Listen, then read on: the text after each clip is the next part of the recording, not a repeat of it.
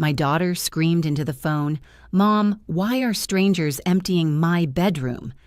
I smiled, sitting in my new apartment, surrounded by women who actually wanted my company. "Sweetheart," I said calmly, "because it's not your bedroom anymore. I sold it." My name is Donna Mitchell, and I'm 72 years old. Before we get into this story, I'd love to know, where are you watching from today? Drop your city or state in the comments. I always wonder who's out there, listening to an old woman's tale of finally putting herself first. Now, let me take you back to where this all began. For 37 years, I lived in the same house on Maple Street. It was a beautiful 4-bedroom colonial with a wraparound porch, the kind of home you see in magazines about classic American living. My late husband Robert and I bought it when I was pregnant with our first child. We raised 3 kids in that house, Lauren, Michael, and Stephanie.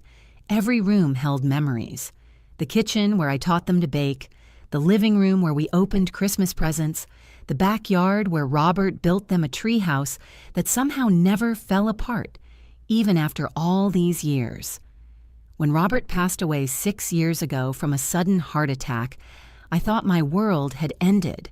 We were supposed to grow old together, travel, finally do all those things we'd put off while raising kids and building careers. Instead, I was alone in that big house, rattling around like a ghost myself. But I told myself it was okay. I had my children. They'd come visit. We'd still have Sunday dinners. The house would still be filled with laughter and love, just differently than before. I was so incredibly naive. The first year after Robert died, they did come around. Lauren would stop by every couple of weeks. Michael would come for dinner once a month. Stephanie, who lived the closest, just 20 minutes away, would pop in occasionally. But I could see it in their eyes. Obligation, duty. They were checking the box marked, "Visit Grieving Mother." By the second year, the visits became less frequent. Once a month became once every 2 months. Phone calls that used to be weekly became sporadic texts. "Busy with work, Mom. The kids have so many activities. We'll come by soon, promise." I understood, or at least I tried to. They had their own lives, their own families, their own struggles. Lauren was a real estate attorney with 2 teenage boys who played competitive soccer.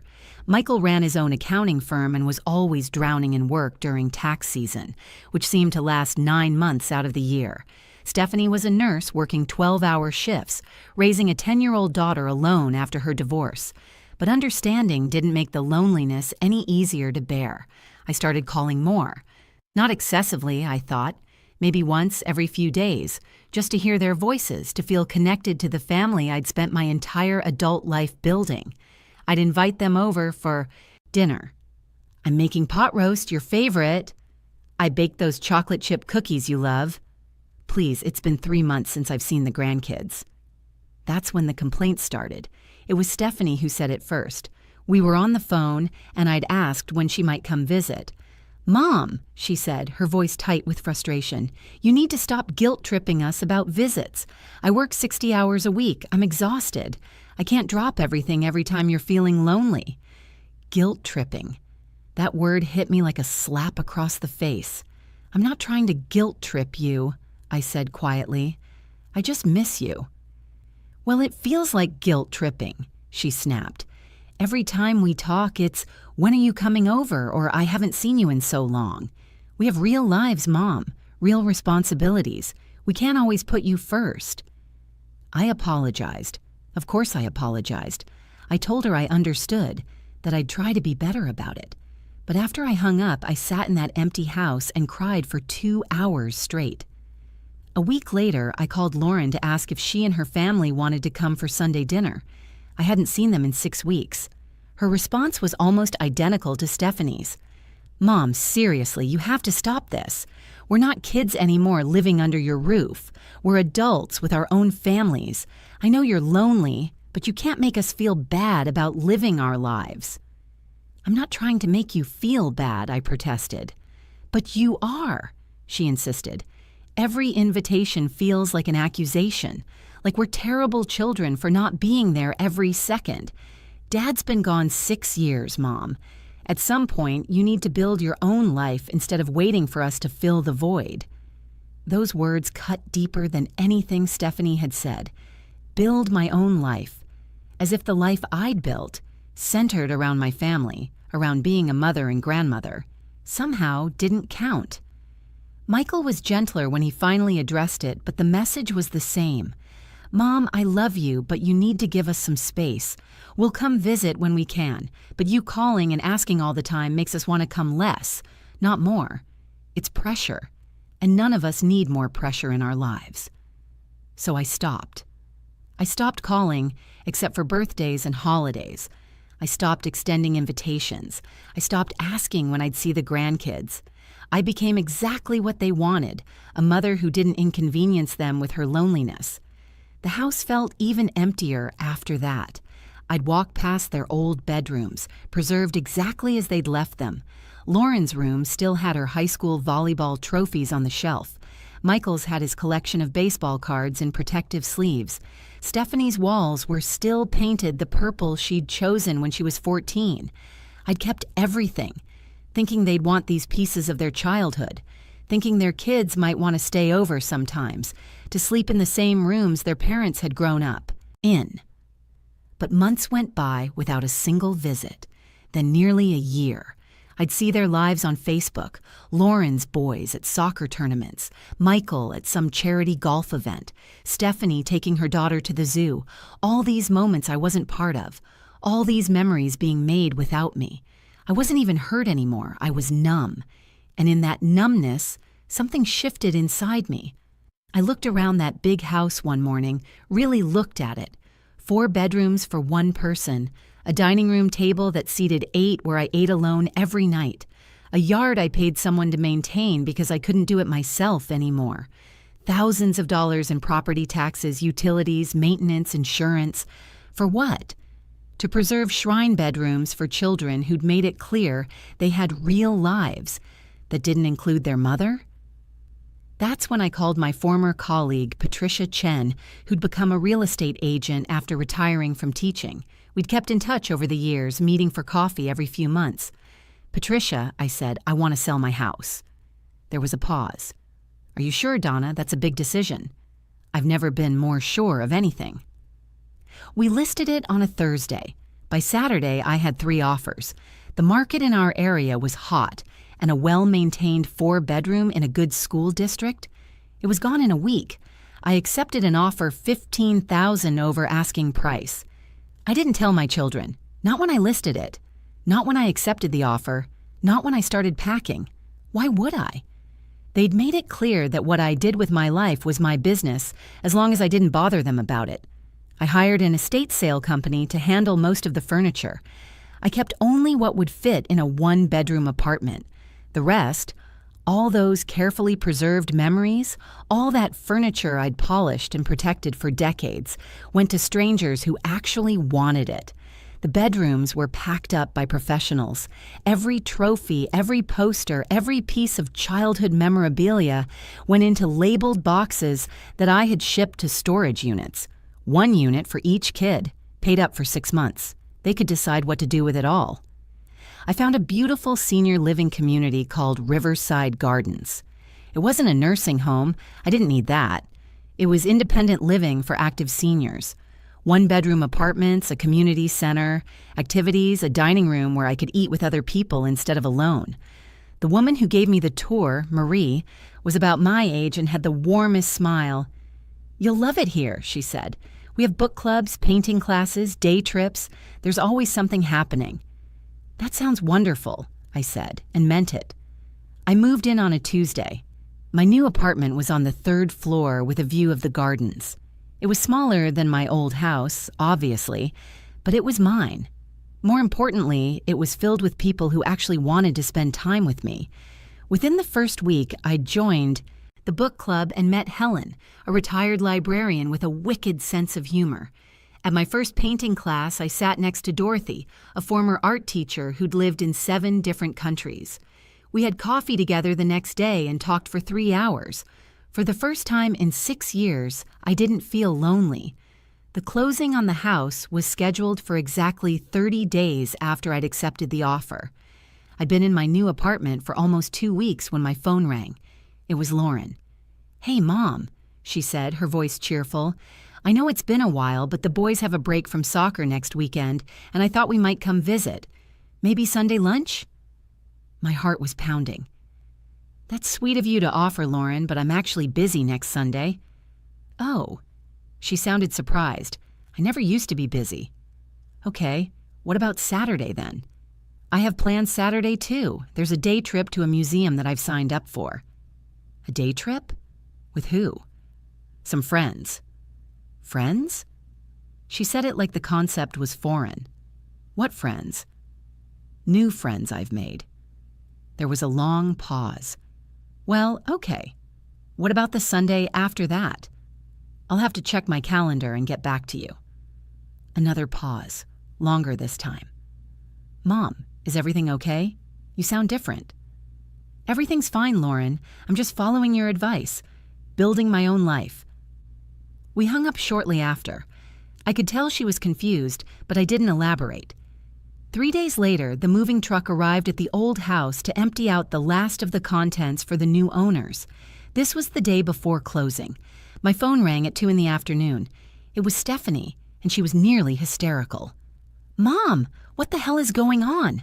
I just drove by the house and there are movers there. There's a truck. They're emptying everything." I took a sip of my tea, sitting in the community room with Helen and Dorothy.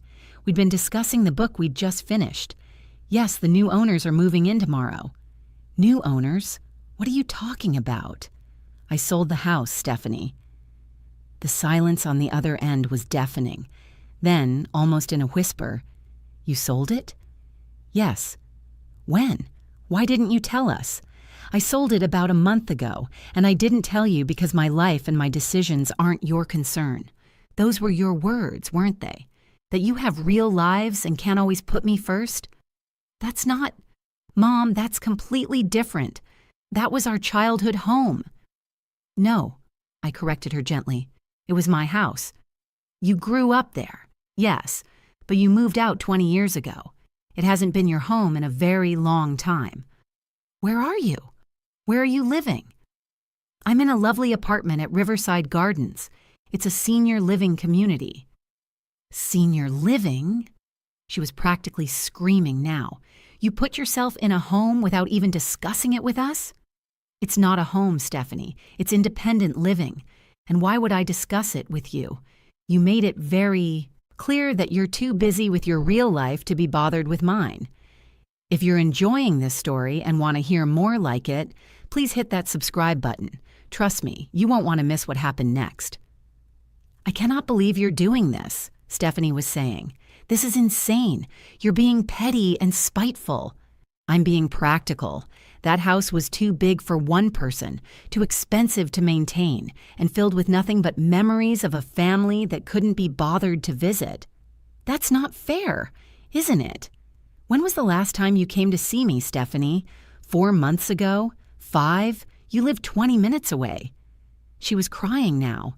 "You're my mother. You're supposed to—" "I'm supposed to what? Wait around in that big empty house hoping you might grace me with a visit? Keep your childhood bedrooms as shrines? I'm done doing that. I have a new life now with people who actually want to spend time with me." I hung up. My hands were shaking, but Helen reached over and squeezed my hand. "Good for you," she said firmly. Within an hour, all 3 of my children were calling. I didn't answer. They left voicemails, each one a variation of the same theme: shock, hurt, anger. How could I do this? How could I sell the family home without telling them? Where were their things? What about the grandkids? I texted them a group message. "All of your belongings have been packed and placed in storage units. I'll send you the addresses and access codes. You have 6 months to collect everything or make other arrangements." Michael called immediately. I answered. "Mom, please, can we just talk about this? I know we haven't been the best about visiting, but selling the house? That seems extreme."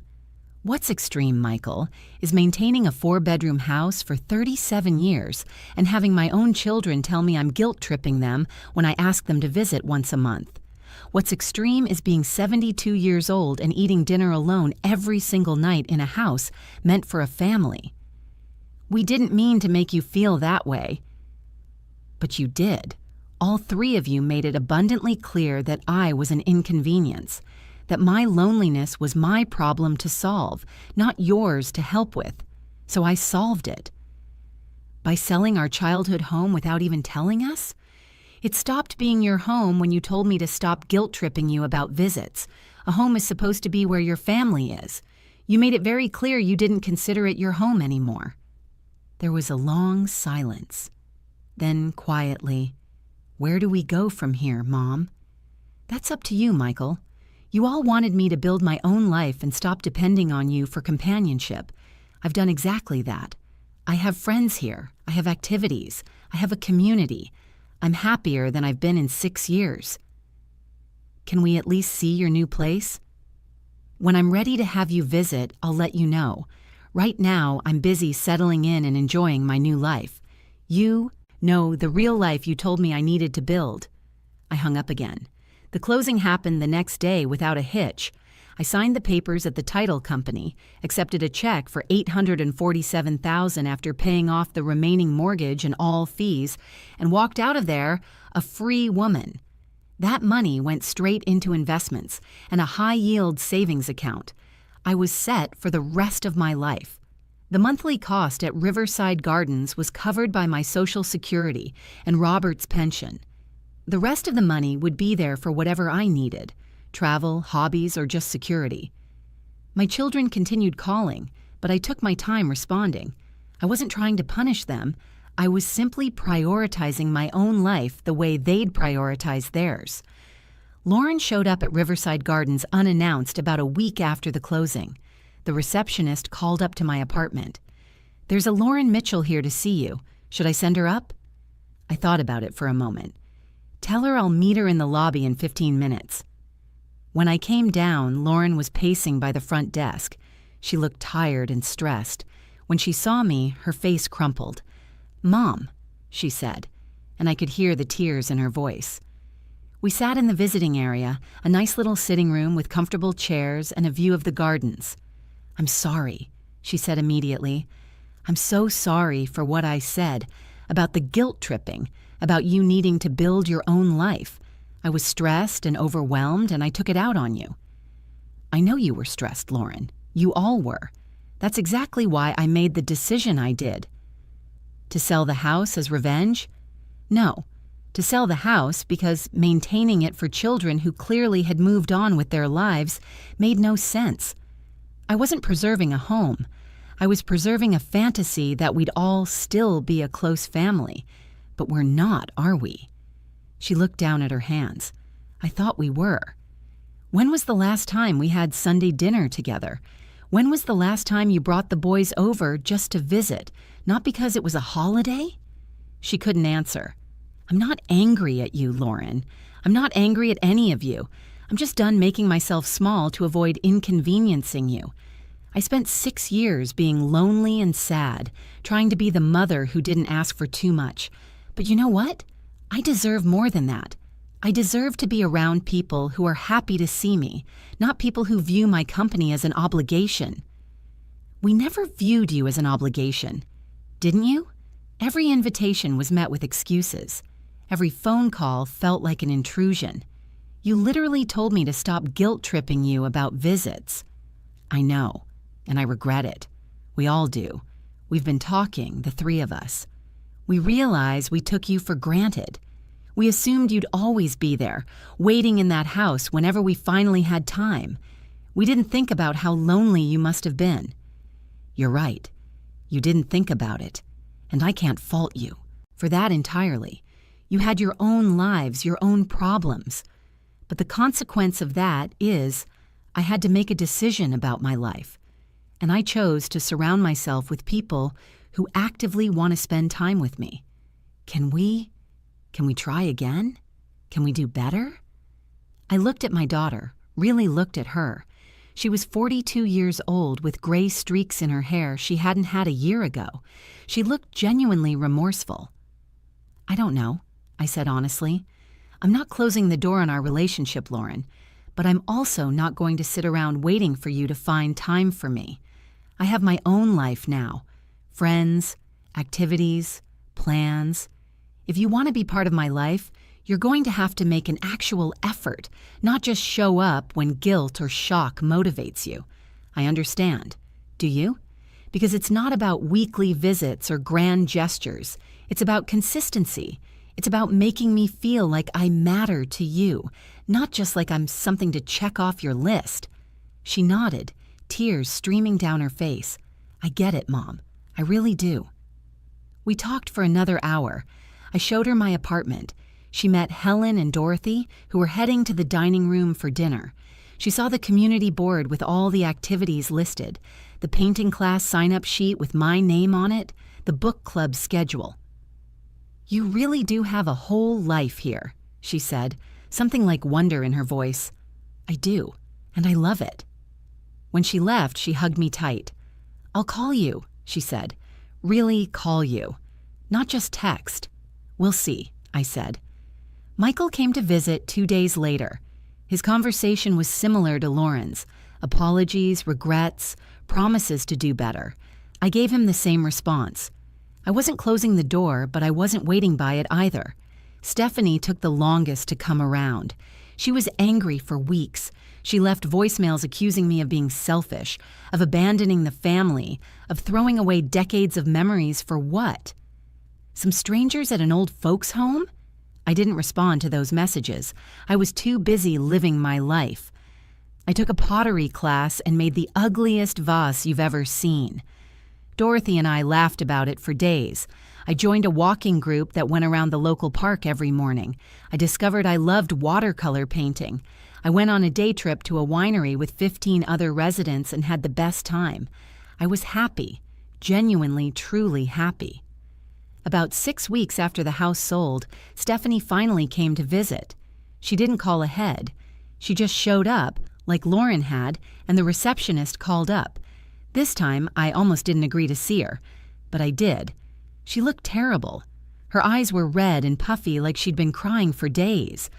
We sat in the same visiting room where I'd talked with Lauren. I've been horrible to you, she said without preamble. Not just about the house. For years, I made you feel like you were a burden when you're my mother and you just wanted to see me. Yes, I said. Simply, you did. I don't know how to fix this. I'm not sure you can, Stephanie, at least not right away. She flinched. Are you saying you don't want a relationship with me? I'm saying that relationships take work, and for 6 years, I was the only one working. I reached out, I invited, I tried, and I was told I was guilt-tripping you, that you had a real life and I needed to build my own. So I did. I was wrong. Yes, you were. But more than that, you were hurtful. You made me feel like my grief, my loneliness, my desire to be close to my family was something shameful, something I needed to hide so I wouldn't inconvenience you. She broke down completely, sobbing into her hands. Part of me wanted to comfort her like I always had. But another part of me, the part that had spent 6 years crying alone in that big house, stayed where I was. I'm not going to apologize for selling the house, I said. I'm not going to apologize for moving here, and I'm not going to apologize for finally putting myself first. I don't want you to apologize, she said through her tears. I want to apologize. I want to be better. I want to be the daughter you deserve. Then be that daughter, not just today, not just because you're shocked that I actually took action. Be that daughter consistently. She looked up at me. Can I start now? And here's what surprised me. Part of me wanted to say no, wanted to make her hurt the way I'd hurt. But I'd learned something in these weeks at Riverside Gardens, surrounded by new friends and new experiences. Holding on to pain doesn't heal it. It just makes you bitter. You can start now, I said. But Stephanie, I mean it. This isn't about grand gestures or guilt. It's about showing up, consistently, whether I'm in a crisis or not. She nodded. Can I take you to lunch? We went to a small cafe nearby. We talked for 2 hours. Really talked, not just surface conversation. She told me about her struggles as a single mother, about how exhausted she was, about how she'd been so focused on surviving that she'd stopped thinking about anything else. I listened. I understood. but I also didn't excuse it. Being busy is valid, I said. Being overwhelmed is real. But you know what? I was busy too. I raised 3 children, worked part-time, took care of your father when he was sick. We all have struggles, Stephanie. That doesn't mean we get to neglect the people who love us. She absorbed that quietly. Conclusion. That was 3 months ago. I'm still at Riverside Gardens, and I'm still loving it. Helen and I take pottery class together every Thursday. Dorothy and I painted a landscape last week that's actually hanging in my apartment. I've been on 4-day trips with the group here, and next month we're taking a 3-day excursion to Asheville. My children? They're trying. Really trying. Lauren calls every Sunday evening. We talk for about 30 minutes, and it's not forced anymore. She brought the boys to visit last month, and they actually seemed interested in hearing about my painting class. One of them wants to try pottery. Michael comes by every other week for coffee. We sit in the garden here and just talk about his work, about my activities, about life. It's nice. It's real. Stephanie has been the most consistent, which surprised me. She comes every week, sometimes just for an hour on her way home from work. She met Helen and Dorothy and actually enjoyed their company.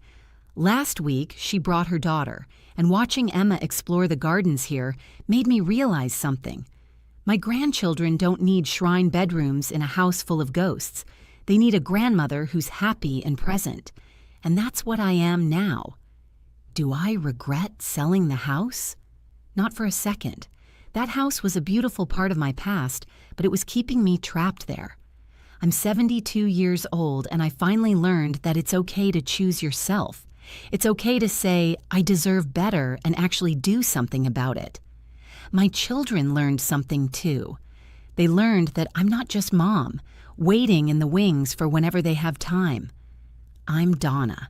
I'm a person with my own life, my own friends, my own joy, and I won't settle for crumbs of attention from anyone, not even my own children. The house on Maple Street belongs to someone else now, a young family with 3 kids who'll make their own memories there. I hope they're happy there, like we once were.